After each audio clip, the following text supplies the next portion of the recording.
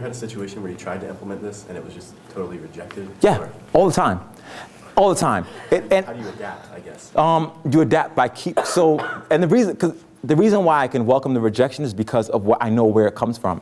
And you can read where it comes from based on the interaction of the students. It comes from them saying or learning that in school to be successful means that I don't engage or I don't pay attention or I act a certain way. So when you're asking them to do something that's different from what they're used to, it's uncomfortable.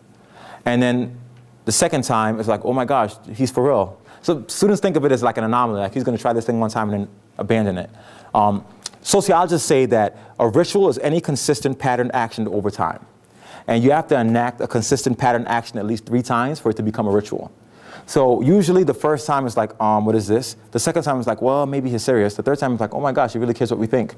And then all of a sudden it becomes a ritual. So I think you have to be able to overcome the symbolic violence phase until it becomes established as a ritual. Because they all want to be heard, but they're not accustomed to being heard.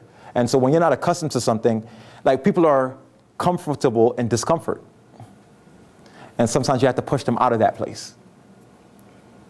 So move beyond the first time. A lot of my video also uses video in the classrooms. Like we literally record, students will record while the teacher's teaching 30 seconds of what's working well and what's not. And then later on we have a conversation about it. The first time we bring a video camera into the classroom, all the kids are doing this.